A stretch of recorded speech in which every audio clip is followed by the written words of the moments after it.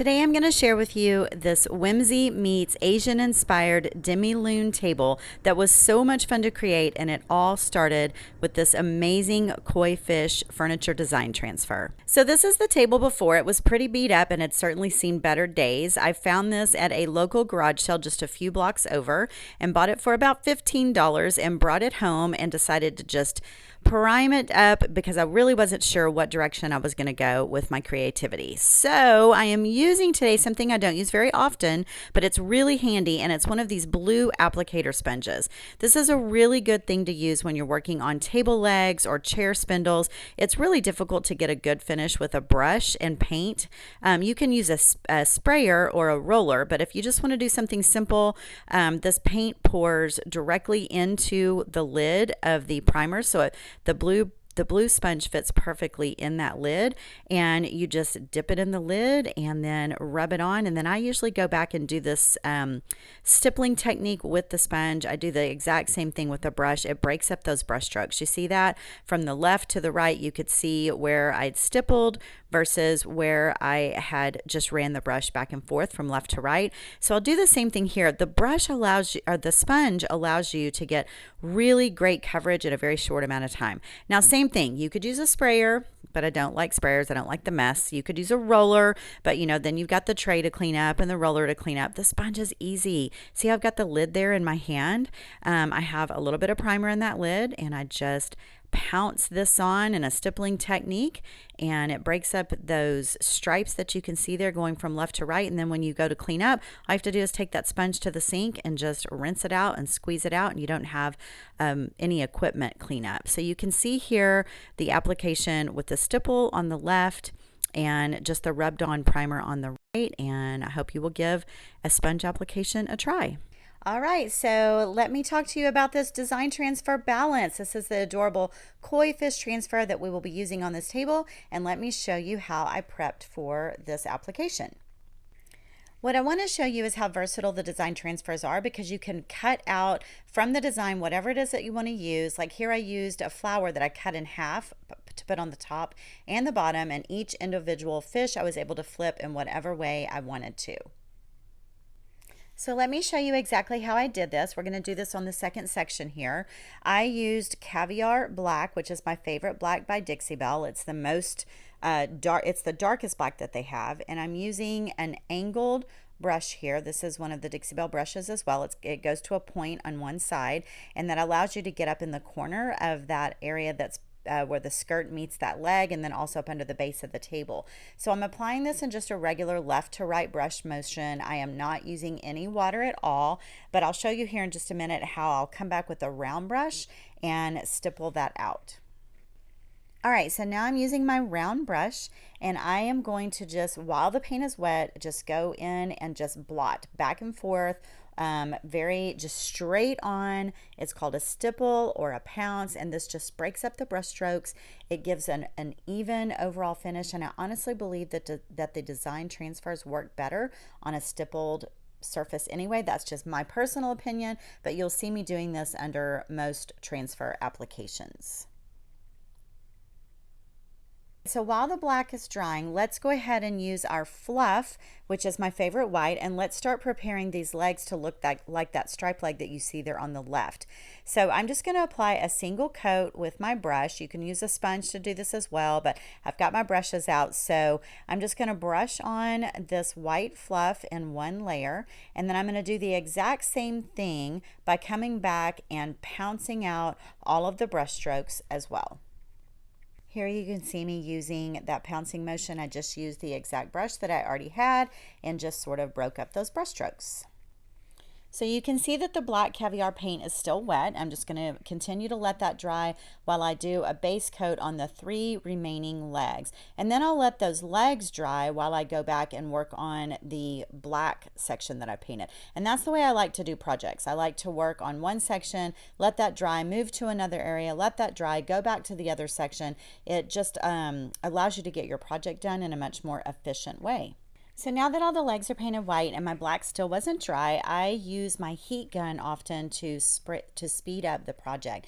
And if you watch here closely, you'll see this paint actually begin to dry. So the trick with using a heat gun is you need to keep your heat gun moving at all times. Do not let it sit in one place. You can scorch your project, you can blister your paint, but keep your heat gun moving. It literally will dry before your eyes and allow you to just move right on with your project. So do you see this section here? The paint is completely dry. It looks like velvet. There's no more sheen left to it. There's no shininess to it.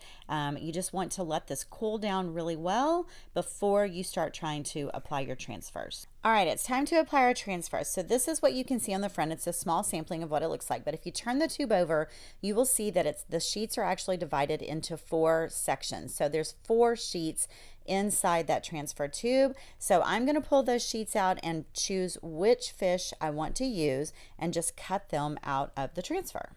Okay, so this is what the transfer sheets look like when you pull them out of the tube. This one I've already used, obviously, to paint the other, to create the other side of the table that you've already seen. But I want to show you how it's got a plastic sheet with a design on it and then a white sheet behind it. You want to make sure that that white sheet stays attached to the plastic sheet because that back part that I'm showing you on the back side is very tacky and sticky. If you touch it with your finger, it will remove the color, or if you allow it to sit on the ground by itself, it will pick up any hair or dust, and then it won't adhere to your project very well. So you want to make sure that you keep those 2 sheets together even when you cut and trim the piece.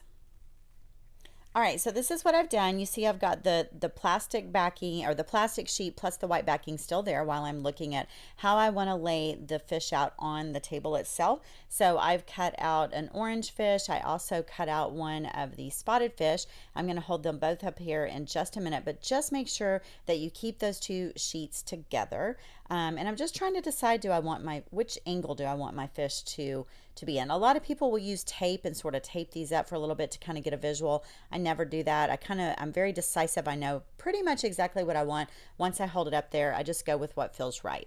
So after holding the fish up, I've decided that I want to apply one of the lily pad transfers right in the center, but I only want half of it to show. So I just cut it right in half with my scissors, and I'm going to apply that first. So now it's time to take the white sheet off of the back, and you can apply the sticky transfer right where you want it. So I'm going to put it right in the middle and press it in place with your hands, and then the transfer itself will come with a stick inside the tube, and so you just start rubbing over that transfer. Just keep that tube nice and flat, just rub back and forth until it's adhered really well so you can let go of the plastic sheeting. I use another little piece of scrap to lift that up. I can never get my fingernails under that sheet, and then you just want to start lifting the plastic sheeting off and pressing with the stick at the exact same time. I do what I call a push and pull technique, where I work right where I'm trying to lift the transfer, but I'm also pressing it down at the same time up against it. So there you go. You've got that one half a lily pad in place, and we're ready to start laying down our fish. This is how I've decided that I want the fish to be. So once I do that, I'm just going to pull off this plastic backing. I'm going to do exactly like I did with the flower. I've got my fish in place. I make my very decisive decision, and I just push it in place where I want it, and I will get my stick and start applying the fish just like I did the flower. So now that it's in place, I'm using my stick, and you want to make sure that you rub it all over. I'm sure you've done tattoos as a child that came out of the gumball machine. It's sort of the same thing. And do you see where it's starting to lose its color there? That will happen. If that happens, that's really good. That means you've got really good adhesion. The color is now stuck to the furniture, but it won't always be that evident, like you can see there on the tail. So again, I take a scrap piece, I lift that up, and then I want to start rubbing the face of that fish at the exact time that I'm pulling the plastic backing off. A lot of times I will see people just rub the transfer with the stick and then grab the plastic and just pull back, and you're going to lose part of your transfer if you do that. You've got to press and release at the exact same time. So here we go. We've are down to our final part of this, and there is our fish. I rub it in place really good with my hand. I will go back here in just a little bit when all of these are done and use a very, very fine grit sandpaper to sort of rub over each fish and make sure that it's rubbed way down into the chalk paint itself, so that you want to completely marry them. You want there to not be any air, any raised surface, any loose flakes in place. So here we go as our second fish. I'm doing the same thing. This is a really good angle for you to see. Do you see how I'm pressing it as I'm pulling that plastic back? That's key, you guys. It's gold. There you go. That one's in place. Okay, so now that we have the skirt of the table done and most of the transfer, it's time to tackle the top. So as I was working with those koi fish, I realized that I wanted to do sort of a water surface across the top, but I wanted to have some depth to it. And so I decided to go ahead and use black caviar as well on the top. And it's just going to add a little bit of depth and deepen the color of the blues that I plan to use. I did the same thing here where I brush it on with my brush, and then I come back and I stipple just to take out all of those brush marks. The stippling will also really give a lot of depth when I do a dark wax over this in the end. Okay, so now that my caviar paint is dry, you can see that I'm adding blues. I'm using all colors of blue in the watercolor family. So I've got the Gulf, which is what you see me applying there. I've used that deep teal, which is called Peacock. I use the kind of the blue-green color is called Mermaid Tail. And I've also used a color called the Gulf. And I'm just applying them in very random patterns. I've got my spray bottle in my hand. You want to keep your paint wet while you're working. So I will just randomly add colors. There's no specific pattern. You just want to be very, very free when you do this. Allow yourself a lot of flexibility. I know it looks a little bit scary, but it's really not. It's a lot of fun. So you just want to keep moving that paint around, applying it, and spritzing it with your water. And I will get ready to blend here in just a minute, and you will watch this transform looking kind of crazy to a very blended look. All right, so here we go. I'm using the blending brush. This is the Best Dang brush by Dixie Belle. I absolutely love this brush.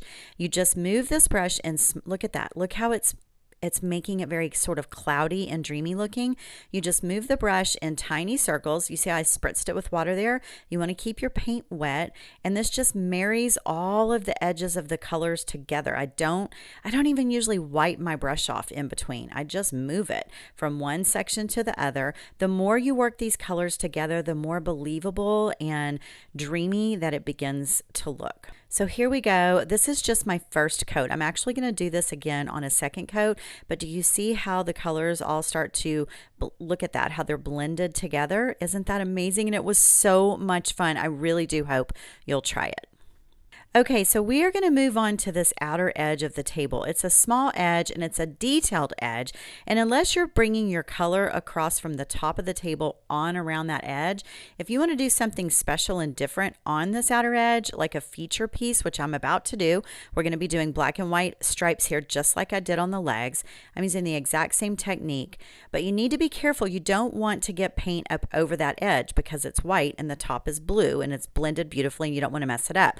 So you can use a larger brush or you can use a roller or a sponge, but a lot of times you put too much pressure on that sponge and it will allow white to get up over that edge. So I'm using a 1-inch flat brush, and do you see how I'm flipping my brush upwards and downward and making sure to just be delivering paint right to that edge, not allowing paint over the top or over the bottom. All right, so we're moving on to our stripes now. I let that white edge dry. That's caviar. I'm sorry, that's fluff. I'm using fluff there. So how I space my tape out, or how I space my stripes out, is I use a piece of tape as a spacer. I just move that one piece of tape over and put it in between, put a piece of tape down. Now look, I move my spacer over, and that way I am sure to have the exact size stripes all the way around the edge, and you can see the legs there. I've done the same thing. Now let's add paint to these stripes. So I see me rub my finger on that, that's called burnishing. Sometimes I will teach burnishing where you use a clear sealer or your base coat color to seal that tape off. But with this small area, it's a very, very small area to paint. I really don't want to take the time to do that, and I can still get crisp stripes. And how you do that is just adding very, very little paint to your brush. My brush is almost dry. I dip it in paint, I rub it off on a painter's cloth or a paper towel, and just use what's left on my brush to paint my stripe there. Just be sure that you rub it with your finger each time the edge of the tape, paint upward and then downward, and then you see me immediately after I do 1 or 2 stripes, I immediately go back and pull my tape off, and you will see that all the way around I have completely crisp stripes. I did not have to go back and touch any stripes up. So the trick here is to use as little paint as possible and move up and down and not left and right. You don't want to push paint under the edge of the tape. So there we go. We've got beautiful stripes. The last little finishing touch I want to show you here is just gold gilding wax. I decided to paint the top of each leg in this beautiful red-orange color, and I am using gold gilding wax there just to add a little bit of touch of gold. So now it is time to top coat our tabletop. I am going to use gator hide eventually, but I want to darken this top just a little bit. I do have the black showing through a little bit from the paint underneath, but I want to add some black wax. I want to really press into any of the cracks and crevices, any of the stippling marks. I want to press in some black wax. So how I do that is I apply a satin top coat first, and I'm using an applicator pad here just to rub in a satin top coat. And what this does is it seals off my chalk paint. So if I were to put dark wax over chalk paint without this top coat, it would grab onto that blue paint and it would completely change the color of my paint, and I would be unable to remove some of that dark wax. So I want to make sure that I can take off as much as I want. So here we go. We've got the finished look, and now we are just going to apply dark wax after our top coat has dried. So this is Best Dang Wax in Black. I'm using that same Best Dang brush that you saw me blending with earlier, but this is black wax. I just take it and I apply it all over the table in a circular motion. It's a water-based wax, so it will wipe off. In fact, you can almost take every bit of it off if you want to. And because my paint underneath has been sealed with that top coat, this gives me a barrier and a lot of play time here. I could leave this wax on for hours and come back and still wipe it off if I wanted to.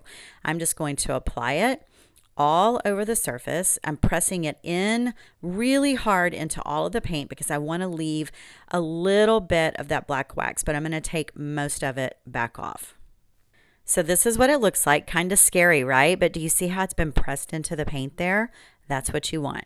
I know it's scary. I know people are afraid of doing it, but I promise you, you will love the end results. These are baby wipes. I use baby wipes and I use a rag. So I wad the rag up in my hand and then I just wrap baby wipes around it. So it makes like this giant ball of baby wipes in my hand, and I just rub in a circular motion all over. I'm not only rubbing the wax in deeper, but I'm also removing the wax off of that top surface. But the trick is, do you see me change my wipe there?